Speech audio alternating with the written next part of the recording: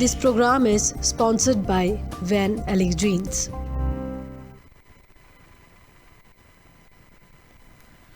नमस्कार, मैं हूं बिलाल मलिक और आप देख रहे हैं लोकमंच। और जिस तरह से लगातार उत्तर प्रदेश के अंदर कोरोना को लेकर सरकार, शासन और प्रशासन पूरी सक्रियता के साथ काम कर रहा है। और साथ ही आपको बता दें कि जिस तरह से लगातार देश के कई राज्यों में और साथ ही उत्तर प्रदेश के कई शहरों में कोरोना के संक्रमित मरीजों की संख्या में इजाफा हुआ, लेकिन उसी को लेकर उत्तर प्रदेश की सरकार सचेत है और उसके बाद प्रशासन अपना काम ईमानदारी से कर रहा है। जिस तरह से लगातार सरकार की तरफ से गाइडलाइन को जारी किया जा रहा है, उसी का पालन कराने को लेकर शासन प्रशासन पूरी सक्रियता के साथ धरातल पर काम कर रहा है। चाहे वो कोई भी अधिकारी हो, अपना काम ईमानदारी के साथ करते हुए हम सबकी सुरक्षा में लगे हुए हैं। और बात अगर उत्तर प्रदेश की पुलिस की जाए, उत्तर प्रदेश की पुलिस लगातार हमारी सुरक्षा में तैनात है और इस पूरे कोरोना काल में हम सबकी सुरक्षा कर रही है। और अब सवाल यह भी उठता है, हम अपना काम कितनी ईमानदारी से कर रहे हैं, शासन प्रशासन का साथ हम कितनी ईमानदारी से दे रहे हैं। क्या वाकई में हम लोग मास्क का इस्तेमाल कर रहे हैं? क्या वाकई में हम लोग 2 गज की दूरी का हम लोग ध्यान रख रहे हैं?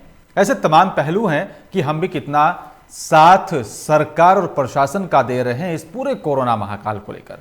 इसी पर ज्यादा जानकारी के लिए और ज्यादा बातचीत करने के लिए लखनऊ से एडीजी एसएन साबत जी मेरे साथ सीधा लाइव जुड़ रहे हैं। उनसे बातचीत करके आखिरकार शासन प्रशासन की इस पूरी प्रक्रिया को धरातल पर कैसे उतारा जा रहा है। स्वागत है सर आपका लोकमंच पर। जी नमस्कार। नमस्कार सर, इस पूरे कोरोना काल को अगर देखा जाए, जिस तरह से लगातार उत्तर प्रदेश की पुलिस अपना काम ईमानदारी से कर रही है, शासन प्रशासन सुरक्षा में तैनात है जनता की, अब और कड़े कदम किस तरह से उठाए जा रहे हैं सर?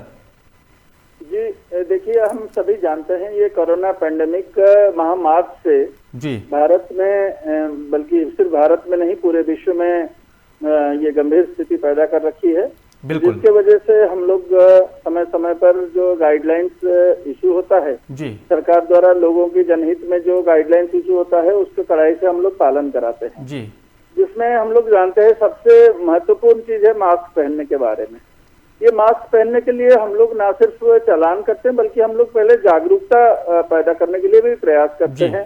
अपने मीटिंग्स के माध्यम से हम लोग शुरू में भी प्रयास किए, उसके साथ जो विभिन्न पब्लिक एड्रेस सिस्टम के अनाउंसमेंट के बारे में और जगह जगह पे औपचारिक अनौपचारिक रूप से हम लोगों ने ये प्रयास किया। सरकार के द्वारा आप जानते हैं बहुत प्रयास होता है, आप लोग लगातार इसमें प्रयास कर रहे हैं, लेकिन फिर भी बहुत लोगों को देखा जाता है कि ये मास्क धारण नहीं करते हैं, जो उचित नहीं है, तो उनको चालान भी करना पड़ता है। हमारे लखनऊ जोन में अभी तक लगभग 5 लाख से अधिक लोगों को चालान किया जा चुका है और उसमें शमन शुल्क वगैरह वसूल किया गया है। जो पब्लिक प्लेसेस है जहाँ पे थूकना मना है उसी में जो करते हैं उसमें भी कुछ चालान किया गया है, लेकिन सबसे बड़ी बात है लोगों को जागरूक करने का प्रयास किया गया है। सोशल डिस्टेंसिंग को पालन करने के लिए मार्केट एरिया में या विभिन्न स्थान पर हम लोगों ने समय समय पर प्रयास करते रहे हैं और वहाँ भी व्यापार मंडल या वहाँ पे जो इंस्टीट्यूशंस होता है उन्हीं के साथ हम लोग संपर्क में रहते हैं कि 2 मीटर की दूरी किस प्रकार जरूरी है। और उसके साथ साथ सैनिटाइजेशन करने के बारे में नगर निगम वगैरह जो प्रयास करे उसमें भी हम लोग साथ देते हैं। तो कोरोना पेशेंट का शुरू हुआ जब हमारा डिफरेंट टाइप्स ऑफ हॉस्पिटल्स बने, L1 hospital, L2 hospital, L3, L3 hospital प्रदेश सरकार द्वारा, तो उसी में फैसिलिटेट करने के लिए और उसके साथ साथ जहाँ पर कोरोना हुआ है जो कंटेनमेंट जोन बनाया गया है वहाँ आपूर्ति के सप्लाई के लिए और उसके साथ साथ जो प्रवासी श्रमिक वापस आए विभिन्न राज्यों से उत्तर प्रदेश में बड़े संख्या में, उन दिनों में भी उनका जो व्यवस्थाएं करने के लिए उनको घर सकुशल पहुंचाना, साथ में बीच में उनको व्यवस्थित रूप से रहना और साथ में उनको खाना खिलाना और विभिन्न प्रकार जो सुविधाएं उनको मुहैया कराना है, ये सब के बारे में हम लोगों ने प्रयास किया है।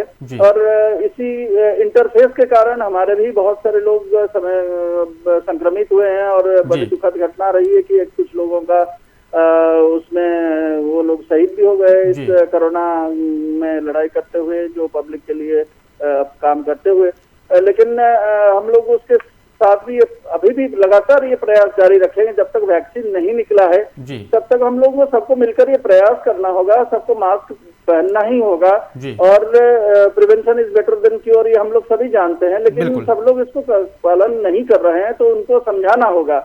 और धीरे धीरे अनलॉकिंग का प्रक्रिया जब शुरू हुआ, तब आप देख रहे हैं कि लोगों को भी सामान्य कामकाज भी करना है, जीवन बिल्कुल। धारण करना है, और अपने काम नहीं करेंगे तो आर्थिक रूप से किस प्रकार वो रह पाएंगे। तो यही प्रयास हुआ है कि सभी लोग अपना कामकाज भी करें, लेकिन कोरोना के गाइडलाइंस के तहत ही करें। बिल्कुल। और उसके साथ साथ किसी मांगलिक कार्य हो रहा है या अन्य कुछ चीजें हो रहा है जो अवॉइडेबल है, उसको तो अवॉइड किया जा रहा है, लेकिन जो बहुत ही जरूरी है, शादी ब्याह आदि कार्य है और अन्य इस प्रकार जो नेचर का कार्य है, उसको एक व्यवस्थित ढंग से कोरोना के नियम पालन करते हुए किस प्रकार किया जाएगा, उसके लिए हम लोग सभी प्रयास कर रहे हैं और बिल्कुल। इस दिशा में भी कार्य। बिल्कुल, लगातार उत्तर प्रदेश की पुलिस जो है अपना काम ईमानदारी से कर रही है, जनता को भी साथ देना होगा, शासन प्रशासन को।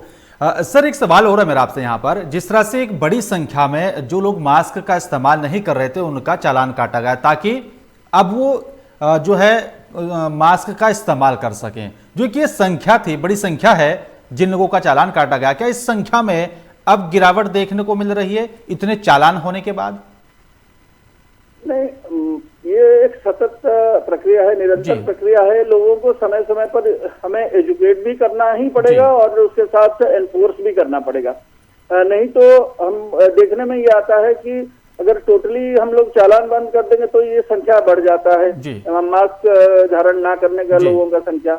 और जबकि सरकार द्वारा मुहैया भी किया जाता है बहुत सारे वॉलंटरी एजेंसी से, एनजीओ से, इवन पुलिस विभाग ने भी कोशिश किया है कि जो लोग थाने पर आते हैं, फरियादी आते हैं, उनको भी मास्क प्रोवाइड हम लोग कर देते हैं जहां जहां संभव है। तो ये सब के बावजूद भी एक आदत में शुमार कुछ लोगों का भी नहीं हो पा रहा है, उसको करना आवश्यक है। बिल्कुल, तो कदम उठाना होगा, अपने साथ साथ अपने परिवार की भी सुरक्षा करनी होगी। सर, जिस तरह से सरकार ने शादी कार्यक्रम को लेकर आदेश जारी किया है, गाइडलाइन को जारी किया कि एक कार्यक्रम, अगर शादी का कार्यक्रम होता है तो 100 से ज्यादा लोग शामिल नहीं होंगे, अगर इसमें जनता का साथ प्रशासन को मिलता है, कितना अहम कदम माना जाए सर इस कोरोना काल में? इसको है, बिना जन सहयोग कोई भी व्यवस्था हम लोग नहीं संभाल सकते हैं, तो इसीलिए आवश्यक है लोगों को ये बात समझना पड़ेगा। ये ग्रेटर इंटरेस्ट के लिए, समाज के इंटरेस्ट के लिए है, सभी के सुविधा के लिए है, तो इसे हमें आगे पालन करना ही होगा, क्योंकि हमारे पास कोई हक नहीं रहता कि हमारे अपने सुविधा के लिए दूसरों को हम दिक्कत में भी डालें। तो हम लोगों को सबको इसको कड़ाई से पालन करना होगा। बिल्कुल। सर, सैंपलिंग की क्या कुछ प्रक्रिया चल रही है लखनऊ में, क्योंकि राजधानी एक बड़ा इलाका है और काफी संख्या में लोग वहां पर निवास करते हैं, सैंपलिंग की किस तरह से व्यवस्था है? और अगर किसी व्यक्ति को कोई शिकायत होती है किसी प्रकार की और वो चाहता है कि उसकी सैंपलिंग हो, उसका कोरोना जांच हो, वो कैसे उसका फायदा उठा सकता है? सर देखिए, ये जो नियम सब सरकार की बना हुआ है, गाइडलाइन सब बना हुआ है, तो उसी के तहत हो जाता है। जैसे कोई कोरोना पेशेंट है तो उनका कॉन्टैक्ट ट्रेसिंग आदि किया जाता है, 3 दिन के अंदर वो सब करके उन्हीं का टेस्टिंग अनिवार्य कर दिया गया है। जो बाहर से आने जाने वाले जो फ्लाइट है उसी पर कंट्रोल है, आप जानते हैं, स्टेशन के पास चेकिंग हो रहा है।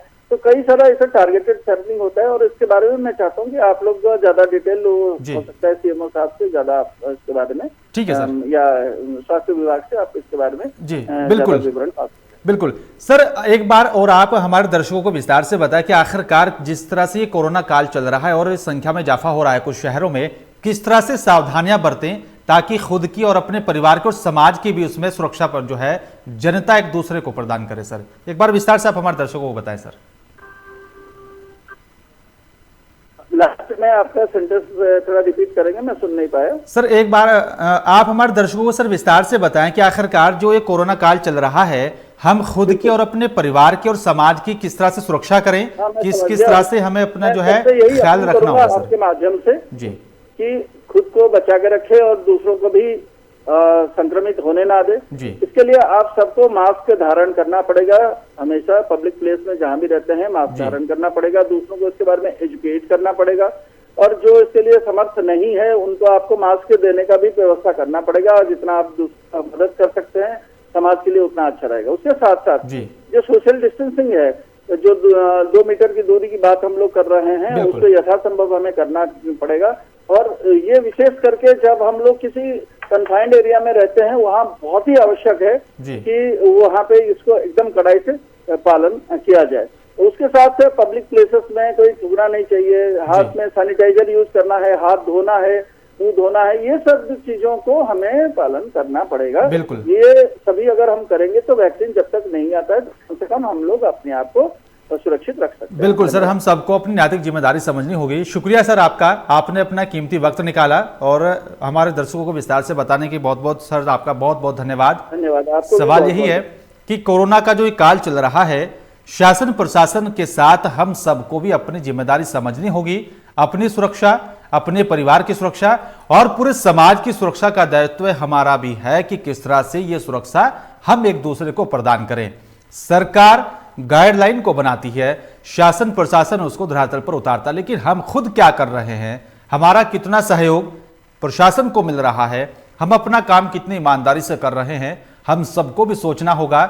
मास्क का इस्तेमाल सबसे ज्यादा आप सब करें, सैनिटाइजर का इस्तेमाल करें, 2 गज की दूरी का भी हर कोई ख्याल रखे ताकि इस कोरोना काल से सबको जल्द से जल्द छुटकारा मिल पाए। जब तक कोरोना वैक्सीन नहीं आती, हम सबको इन उपायों का जो है इस्तेमाल करना होगा।